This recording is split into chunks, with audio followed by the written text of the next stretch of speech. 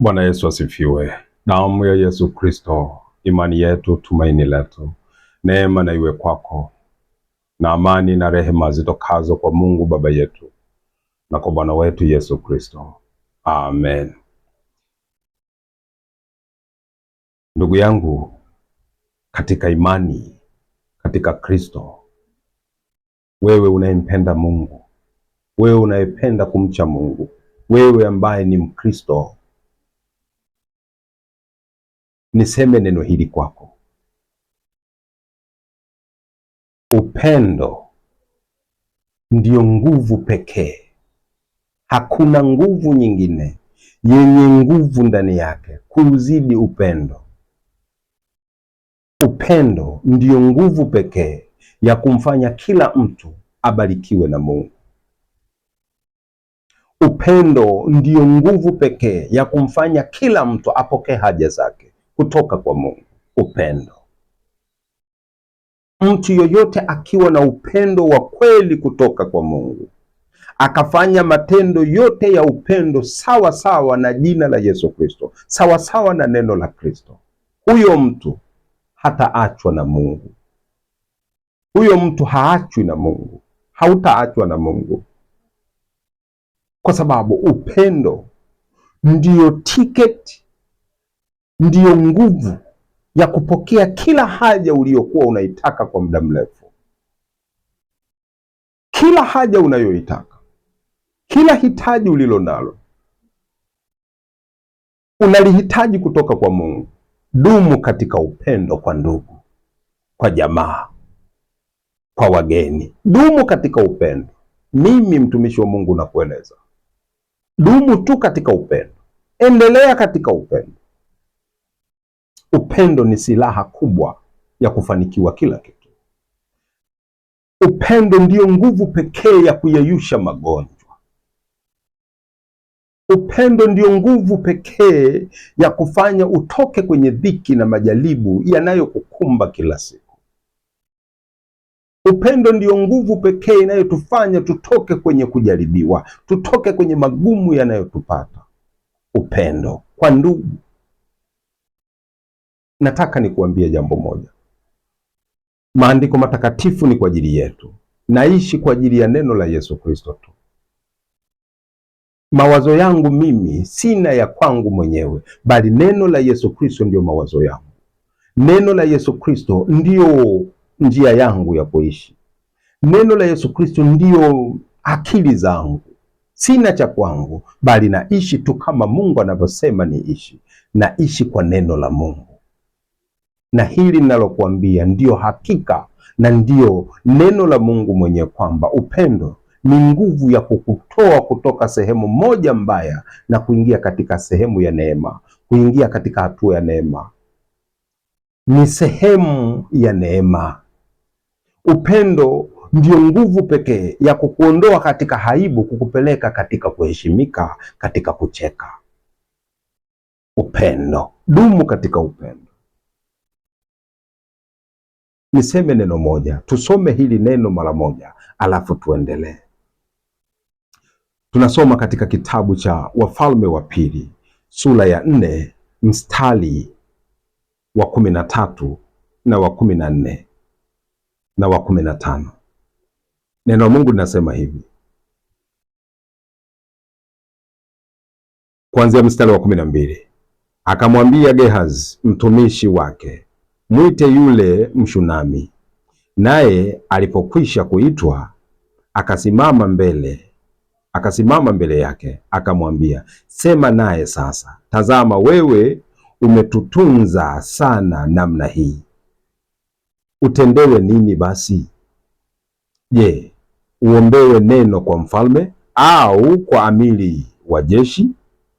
Yule mwanamke akamjibu, mimi ninakaa kati ya watu wangu mwenyewe. Akasema, basi atendewe nini? Gehazi akajibu, hakika hana mwana na mumewe ni mzee. Akamwambia, kamwite. Naye alipokwisha kuitwa, akasimama mlangoni, akasema, panapo wakati huu mwakani utamkumbatia mwana. Akasema, la, bwana wangu, wewe mtu wa Mungu, usiniambie mimi mjakazi wako uongo. Siku zile za nabii Elisha alikuwa anaenda katika huo mji wa Shunemu. Wakati anapita katika huo mji, kulikuwa na mwanamke mwenye cheo. Mungu amembariki. Akiwa anamuona yule mtumishi wa Mungu Elisha anapita, akamshurutisha na kwa kumwomba zaidi kwamba aingie katika nyumba yake ale chakula, naye hamjui. Basi Elisha na mtumishi wake wakaingia katika nyumba ya huyo Mshunami. Ni mtu mwenye cheo, naye ana mume, nao wamezeeka. Akala chakula na kunywa na kuendelea na safari yake. Kila wakati alipita katika njia ile, na alipopita basi aliingia katika hiyo nyumba ya huyo mwanamke, akala na kunywa wakati wote. Kila alipoelekea katika huo mji, Elisha alipita katika hiyo nyumba. Na baadaye yule mwanamke akamwambia mumewe, mume wangu, mimi namuona huyu mtu ni mtu wa Mungu, tena mtakatifu. Ninaomba tufanye chumba katika ukuta, na ndani yake tuweke kitanda, tuweke na meza, tuweke na kiti, tuweke na taa, ili huyu mtu akija akipita hapa apumzike hapa, kisha endelee na safari. Mumewe akasema, fanya hivyo. Basi yule mwanamke alipofanya hivyo, akaandaa chumba, akakitengeneza chumba, akaweka kitanda ndani yake, akaweka na meza na kiti na kinara cha taa. Alipopita Elisha siku nyingine, akamwambia karibu, akamkaribisha, akaingia, akalala katika hiyo nyumba. Nabii Elisha alipolala katika hiyo nyumba, akiuona upendo wa huyu mwanamke, jinsi alivyokuwa na upendo wa kweli kutoka kwa Mungu, na amekwisha kumtambua huyu ni mtumishi wa Mungu, nabii mtumishi wa Mungu akamwambia mtumishi wake Gehazi, huyu mtu ametutendea mengi, ana shida gani? Anataka aombewe? Basi alipoitwa huyo mwanamke, akaambiwa, una shida gani uombewe? Unataka uombewe kwa mfalme au kwa jemedari mkuu? Lakini yeye akasema, mimi ninakaa na jamii yangu mwenyewe. Akamwambia, wewe umetutendea mema sana, umetukaribisha nyumbani kwako, umetupa chakula, umetupa maji ya kunywa, umetupa maji ya kunawa miguu, umetutengenezea na mahali pa kupumzika, umetukaribisha sisi, umetufanya kuwa wageni wako, hukutuzuilia chochote kile katika nyumba yako. Sasa utendewe nini basi? Ndipo mtumishi wake Elisha akamwambia Elisha, Bwana, huyu mwanamke hana mtoto, hana mwana, na mumewe ni mzee, wamezeeka, ila hawana mtoto. Basi ndipo Elisha akasema, mwiteni. Walipomuita akawaambia,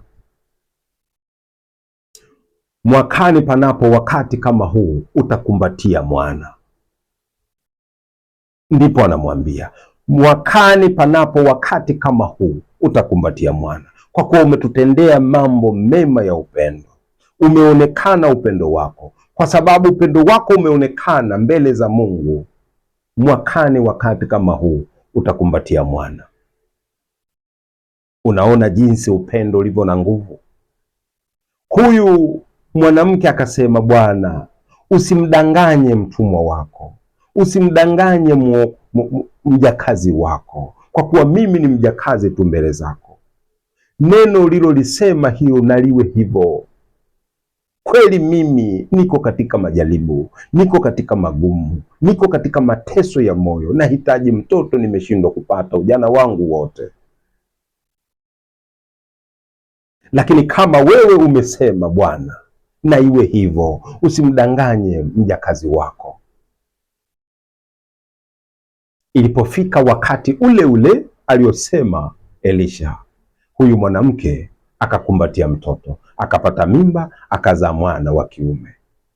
Angalia jinsi upendo unavyomfanya mtu aondoke kwenye mateso na kuingia katika hali ya raha.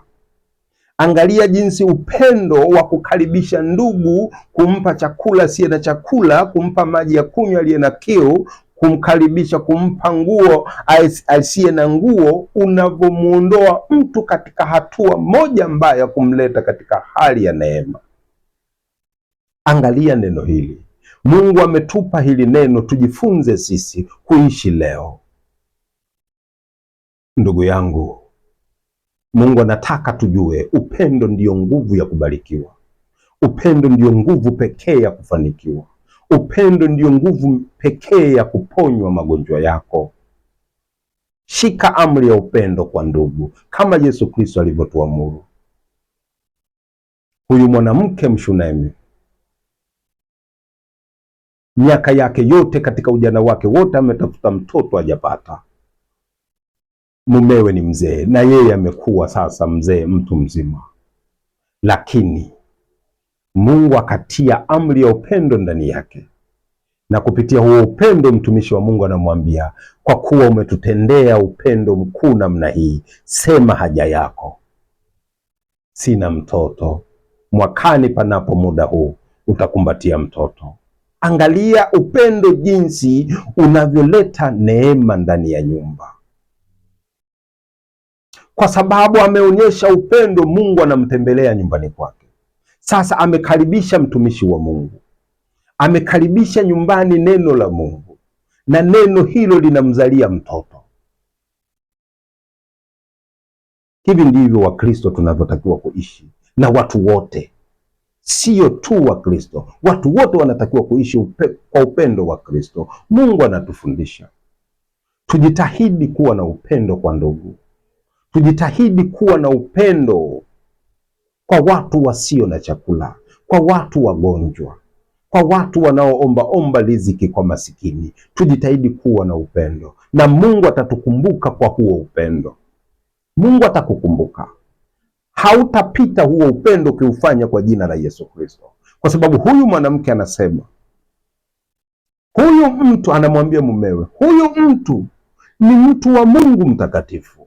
Kwa hiyo upendo anaofanya huyu mwanamke anaufanya kwa jina la Mungu.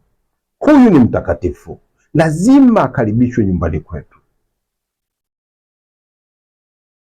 Hebu angalia, huu ndio upendo pekee. Kila mahali unapoishi una ndugu, una jamaa, una majirani,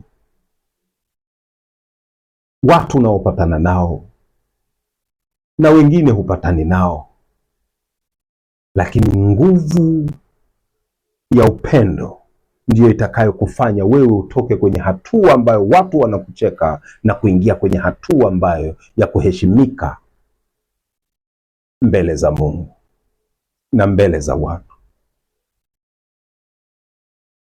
Ukimwona ndugu yako hana riziki, hana chakula, na wewe umebarikiwa riziki, fanya kwa jina la Yesu Kristo, msaidie riziki kidogo kadiri moyo wako utakavyoguswa. Ufanye hivi kwa sababu wewe ni Mkristo, ufanye hivi kwa sababu wewe ni mcha Mungu, na Mungu ataiweka hiyo kumbukumbu katika uwezo wake. Siku moja akulipe mema kwa huo upendo. Ukimwona ndugu yako yuko uchi, jirani yako yuko uchi, na wewe una riziki, msaidie nguo ya kuvaa, usimluke. Ukimwona ndugu yako ni mgonjwa, kamtazame kwa msaada kwa jina la Yesu Kristo. Tunapita barabarani huku, ndugu yangu, ni kuambia ukweli, kuna watu huko wako mabarabarani wanaomba riziki, ni maskini. Ndiyo, sisi wote ni masikini, lakini tunazidiana katika hali hiyo. Unamkuta mtu ni kiwete, kilema miguu, labda mkoma, mwingine kipofu, mwingine magonjwa yamemkaba, hana uwezo, amekaa naomba ili apate riziki, na wewe una riziki katika mfuko wako, labda una 10,000, labda una 5,000, labda una 3,000. Sikiliza moyo wako, ikiwa wewe ni mcha Mungu, usimluke huyo mtu. Acha mafundisho ya dunia ya uongo kwamba ukimsaidia huyo mtu ni mchawi na kuzidia riziki. Kama wewe ni Mkristo hawezi kuziba, kwa sababu upendo unaofanya kwa jina la Yesu Kristo, atawezaje kugeuza hicho kitu? Acha mafundisho ya uongo. Wanafundisha hivi ili usiwape hao, upeleke kwao. Mchungaji wa namna hiyo, huyo ni mchungaji hatari sana wa giza huyo. Maanake hayo mafundisho tumeyaona. Usitoe sadaka mitaani, usitoe sadaka njiani, lete kanisani. Ndiyo, peleka kanisani, lakini kumbuka njiani yuko ndugu aliyeumbwa na Yesu Kristo anaomba. Yuko Yesu Kristo unamluka njiani, anakuomba. Mpe kwa jina la Yesu Kristo, hatafanya chochote, hata kama likiwa jini hilo. Mwambie Yesu Kristo Bwana wetu amenipa hiki nikupe. Kama yeye ni mchawi, ashindane na jina la Yesu Kristo, hatashindana na wewe. Kama yeye ni chuma ulete, atashindana na hilo jina. Hakuna kitu kama hicho ndugu zangu, huo ni uchoyo tu. Usiwe mchoyo kiasi hiko. Guswa moyoni, kwa sababu huyu ameumbwa na Mungu, naye amewekwa katika hali ya umasikini. Wewe umebarikiwa riziki, usimwache. Chukua 100 mpe, hachagui, anachukua chochote.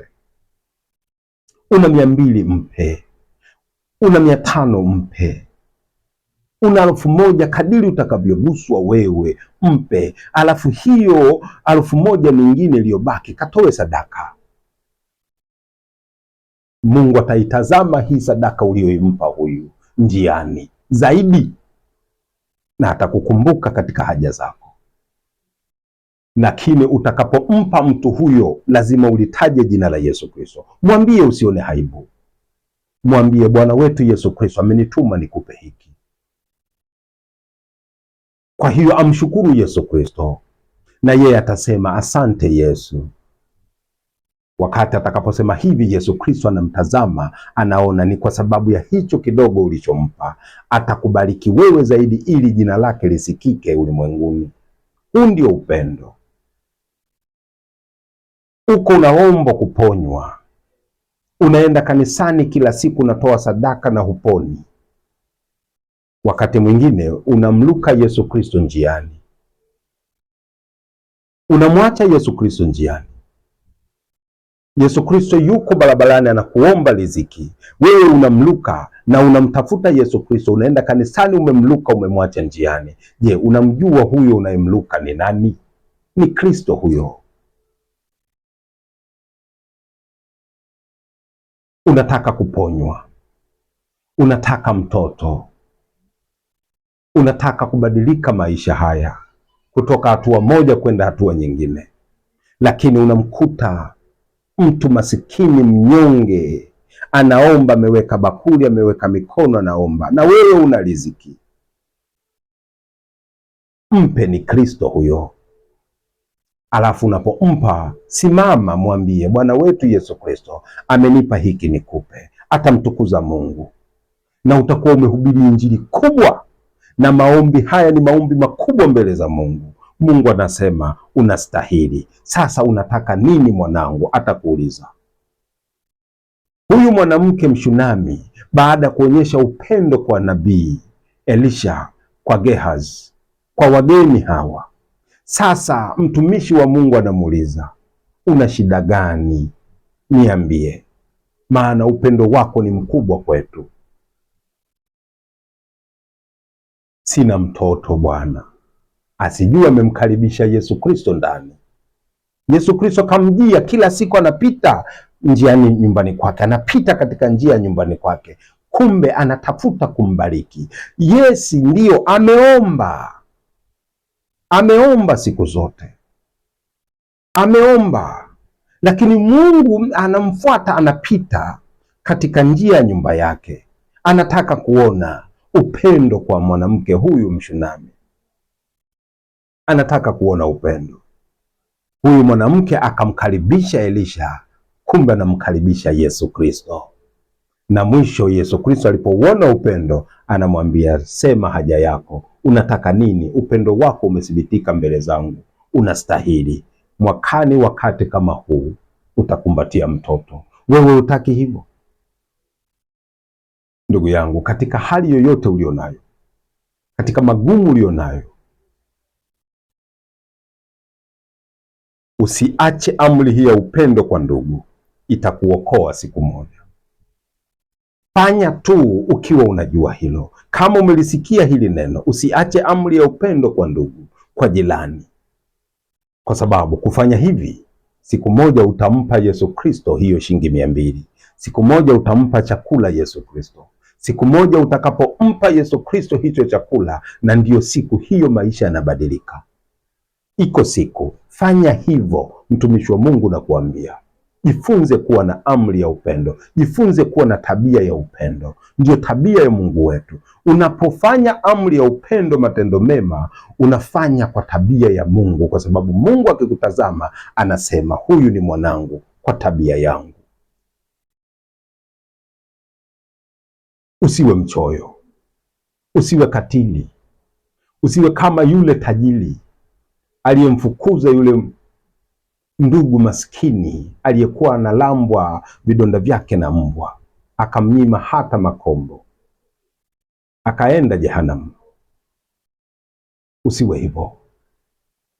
Jifunze kuwa na tabia njema ya Yesu Kristo.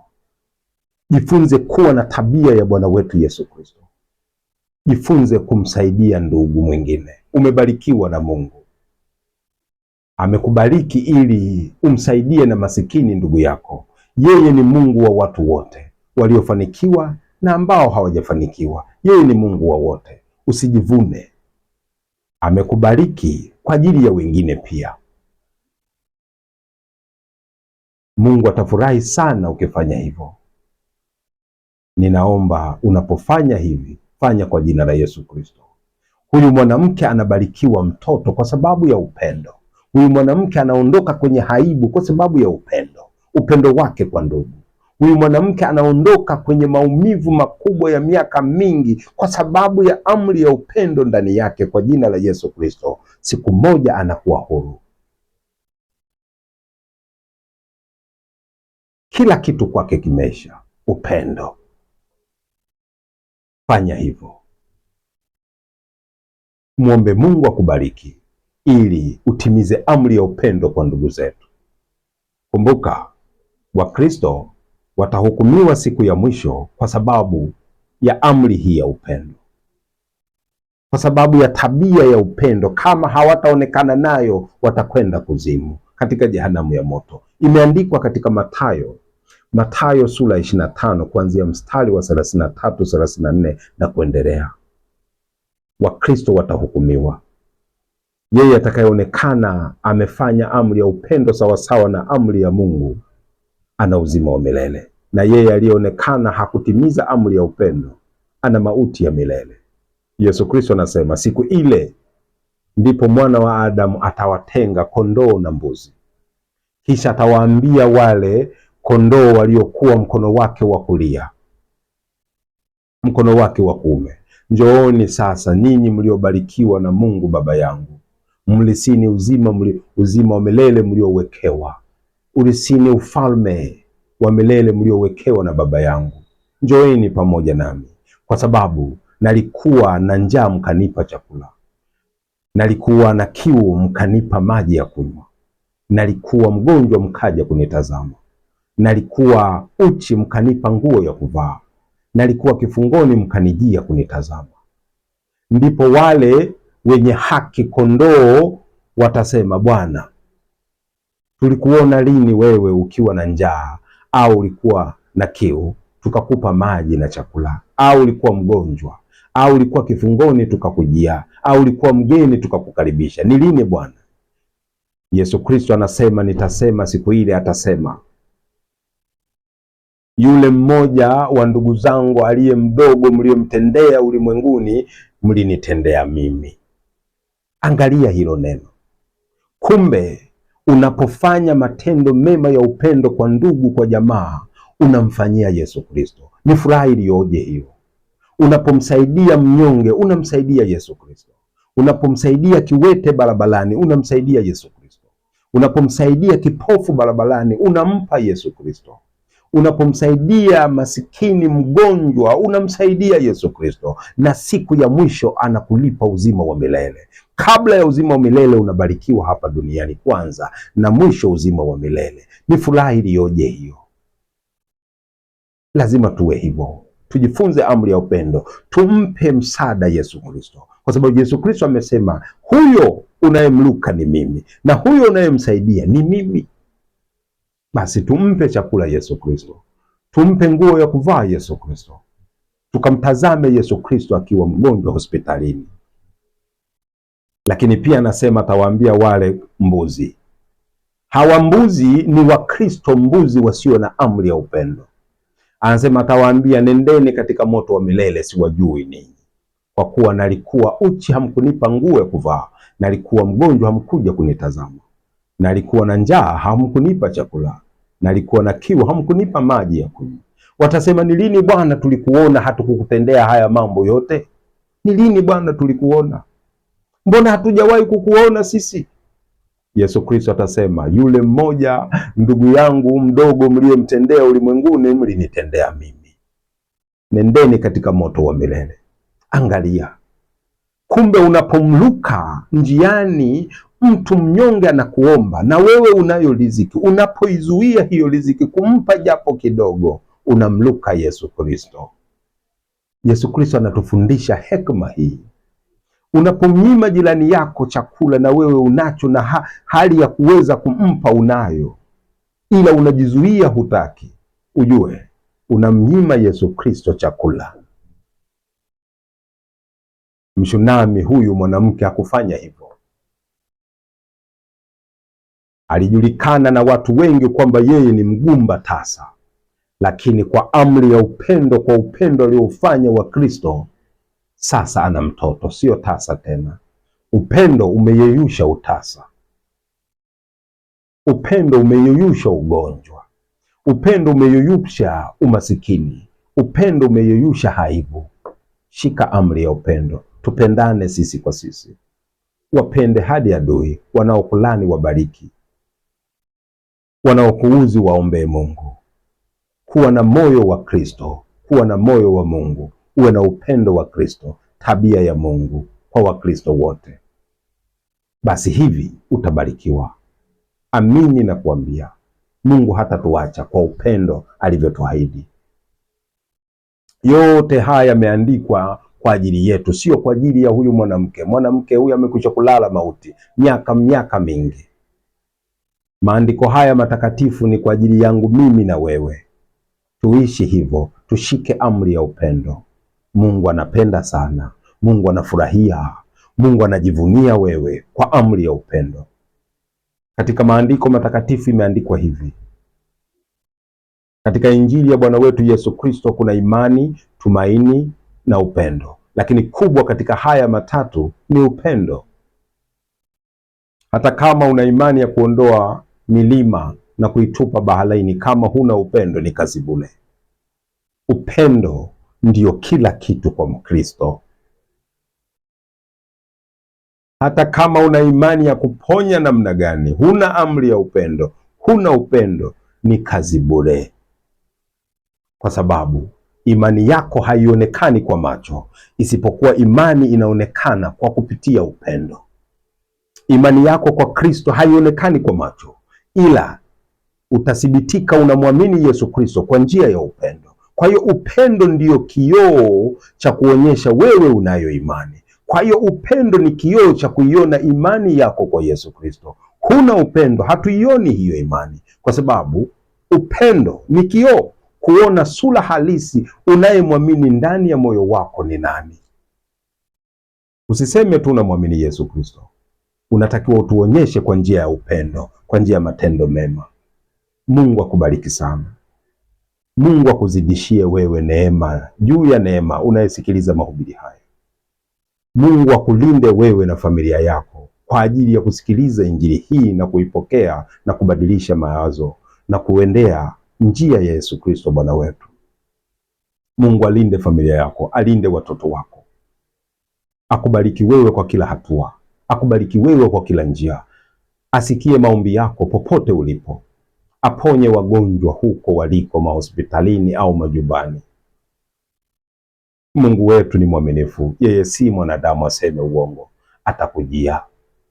Neno la Mungu linasema wakati kama huu mwakani utakumbatia mtoto, utahuishwa ugonjwa wako, utaondolewa katika ugumba, utaondolewa katika dhiki, utaheshimika siku moja wakati upo. Neema na iwe kwako, na amani na rehema zitokazo kwa Mungu Baba yetu na kwa Bwana wetu Yesu Kristo. Amen.